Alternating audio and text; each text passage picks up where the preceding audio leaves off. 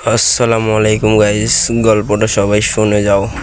হাসপাতালের গেট দিয়ে পাগলা কুকুরের মতো দৌড়ে চারটা ছেলে ভিতরে ঢুকলো।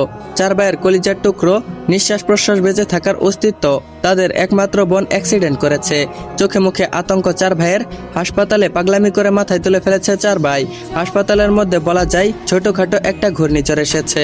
অর্ণব বলল, ডক্টর আমার বোনু কোথায়? আদিল বলল, আমাদের বোনুকে আপনি কোথায় রেখেছেন?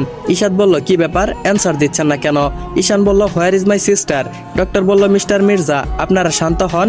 আপনাদের বোনের কন্ডিশন আগের তুলনায় কিছুটা ভালো বলা যায়। তিনি এখন আইসিইউতে আছে।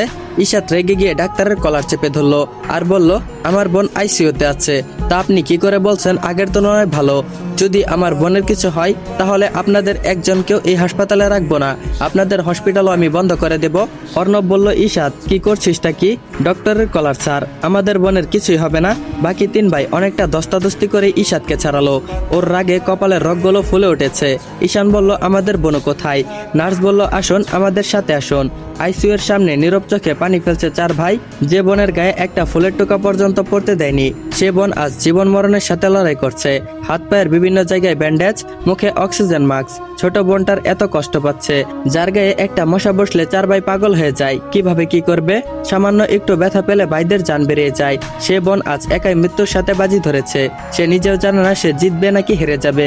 আদিল বলল, ভাইয়া আমাদের বোনু কি আমাদেরকে ভাই বলে ডাকবে না? ও আমাদের সাথে কথা বলছে না কেন? বোনু কি জানে না ওর সাথে কথা না বললে আমাদের ভালো লাগে না? অর্ণব বলল, শান্ত হ আদি, আল্লাহর উপর ভরসা রাখ, তিনি যদি এই এতিমদের উপর দয়া করে। অর্ণবের বুক ফেটে চিৎকার আসছে, কিন্তু ওকে তো কাঁদলে হবে না। ও যদি কাঁদে, ও হলো সবার বড়। আজ যদি ও ভেঙে পড়ে তাহলে বাকি তিন ভাই তো চোখে অন্ধকার দেখবে। তাই ঠোঁটে ঠোঁট চেপে অন্যদিকে মুখ করে রেখেছে। চেয়ারে বসে মুখ ডেকে ডুকরে কাঁদছে ঈশান। ওর সাথেই সারাক্ষণ ওষার লেগে থাকতো। ঈশাদ নিশ্চুপ হয়ে একদিনে আইসিইউর বাইরে থেকে দাঁড়িয়ে বোনকে দেখছে। চোখের পাতা গড়িয়ে দুফোঁটা ননজল গড়িয়ে পড়ল। তখনই আইসিইউ থেকে ডক্টর বের হয়ে তাদের সামনে এলো। আদিল বলল, ডক্টর আমার বোনের কন্ডিশন কেমন? ডক্টর বলল, she is out of danger, কিন্তু তারপরও পুরোপুরি বিপদ কাটেনি। মাথায় প্রচন্ড জোরে আঘাত পেয়েছে। যদি 72 ঘন্টার মধ্যে জ্ঞান না ফিরে তাহলে স্মৃতিশক্তি হারিয়ে যেতে পারে। আর যদি জ্ঞান না ফিরে তাহলে কোমায় চলে যেতে পারে। আমরা আমাদের সর্বোচ্চ চেষ্টা করেছি, বাকিটা আল্লাহর ইচ্ছা। জন্ম মৃত্যু বিয়ে এই তিনটা জিনিসই কারো হাতে নেই। আল্লাহ যদি চাই তাহলে উনি সম্পূর্ণ সুস্থ হয়ে যেতে পারে, সেটা তার ইচ্ছা। হায়াতের মালিক আল্লাহ, আপনারা তাকেই ডাকুন। ডক্টর আদিলের কাঁধে হালকা করে চাপড় মেরে বড় একটা নিঃশ্বাস ছেড়ে চলে গেল। আদিল, ঈশাদ, ঈশান ধপ করে মাটিতে বসে পড়ল। অর্ণব নিষ্পলক চাহনিতে তাকিয়ে আছে। বাবা মা মারা যাওয়ার পর ঠিক যেমনটা নিঃশ্বাস লেগেছিল আজ ঠিক তেমনটাই লাগছে। ঈশাদ বলল, আমাদের বোনও কি ভালো হয়ে যাবে ঈশান? ঈশান বলল, আল্লাহকে ডাক ভাই, তিনি সবকিছু ঠিক করে দিবে। আমাদের আর কিছুই চাই না, আল্লাহ যেন আমাদের বোনটাকে ভিক্ষা দেয়, এই এতিমগুলোর উপর একটু রহমত করে। আমাদের এত ধন দৌলত কোনো প্রয়োজন নেই, তার বিনিময়ে আমাদের বোনটার জীবনটা ফেরত দিক। আদিল বলল, সবসময় কি আল্লাহ আমাদের প্রিয় জিনিসটাকে নিয়ে যায়?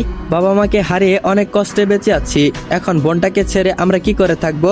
হে আল্লাহ, একটু রহমত করো এই অধমদের উপর। আমরা তো তোমার 5 ওয়াক্ত ইবাদত করি, আমাদের কথা কি শুনবে না? আমাদের বোনের জীবনটাকে ভিক্ষায় দিয়ে যাও। ঈশাদ বলল, আমাদের ওকে ছাড়াটা একদমই উচিত হয়নি। আগে যদি জানতাম ওকে কখনো একা ছাড়া তো দূরের কথা, চোখের নজরেও হারাতাম না। আসরের আজান হচ্ছে, চার ভাই পাথরের মতো বসে আছে আইসিইউর বাইরে। অর্ণব বলল, চল আসরের নামাজ পড়ে আসি। ঈশান বলল, ভাইয়া আমাদের বোনও। অর্ণব বলল, বোনকে আল্লাহ দেখবে, নামাজ পড়ে আল্লাহর কাছে ওর জীবনটা ভিক্ষা চাইতে হবে তো, না চাইলে তিনি দিবে কিভাবে? উনি হয়তো আমাদের দোয়ার অপেক্ষা করছে।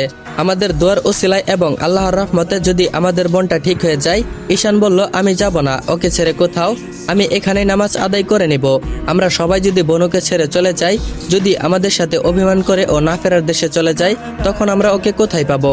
আদিল বলল, এসব কথা বলবি না শান, খুব ভয় করে। অর্ণব বলল, কিছু হবে না আমাদের বোনর, আমরা কিছুই হতে দিব না ওকে, চল নামাজ পড়তে। ঈশানকে জোর করে নামাজ পড়তে গেল চার ভাই। নামাজ নিয়ে তো আর কোনো অজুহাত চলে না। আইসিইউর বাইরে কড়া গার্ড দিয়ে পাহারায় রেখে গেছে 4 জন।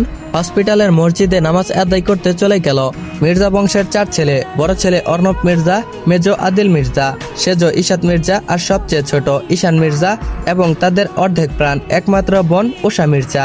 5 জনের নাম বাংলায় 5টি স্বরবর্ণ সরয়া সরয়া রস্যই দীর্ঘই রস্য দিয়ে রেখেছে তাদের মা। মুসলিম পরিবারের এই 5 জনের ভাই বোনের বাবা মা মারা গেছে সেই ছোটবেলায়। 4 ভাই আজ অনেক কষ্টে নিজেদের পরিচয় করেছে। দেশের অন্যতম বিজনেসম্যান অর্ণব বয়স 30-এর কোঠায়, ভাই বোনের জন্য আজও সে বিয়ে করেনি। নিজের কষ্ট দূরে রেখে ভাই বোনের খুশিটাই আগে। তার 2 বছরের ছোট আদিল আইন শৃঙ্খলা বাহিনীর একজন সক্রিয় সদস্য, তবে কেউ জানে না সেটা। ইশাত ও ঈশান দুইজনেই যমজ। ঈশাত বাস্কেটবল খেলতে বেশ পারদর্শী, সে এখন নিজেকে জাতীয় দলের জন্য তৈরি করছে। ঈশান রাজনীতিতে যুক্ত আছে, সারাক্ষণ নানা ভেজালে জড়িয়ে থাকে। তবে দুজনের যমজ হলেও তাদের চেহারা ততটা মিল নেই। দুজনের বয়স 25 বছর। 4 ভাই দেখতে শুনতে সব দিক দিয়েই পারফেক্ট। কারো মনে আঘাত পাবে বা কোনো কষ্ট পাবে এমন কাজ কখনোই করে না। বড়দের সম্মান এবং ছোটদের স্নেহ করতে পারে। 4 জন দেখতে হ্যান্ডসাম, স্টাইলিশ, বডি লুক সব দিক দিয়ে বলা যায় পারফেক্ট। ওদের একমাত্র বোন ওষা 20 বছর বয়স, এবার অনার্স ভর্তি হয়েছে। ভীষণ মিষ্টি, লাজুক ও মিশুক স্বভাবের মেয়ে। মনের মধ্যে হিংসা নামক বস্তুটা নেই। হাসি খুশি এই মেয়েটাকে সবাই পছন্দ করে। গায়ের রং গোলাপি ফর্সা, চেহারার গঠন উঁচা লম্বা, মাশাল্লাহ দেখতে। ভাইদের আদর রাজকন্যা।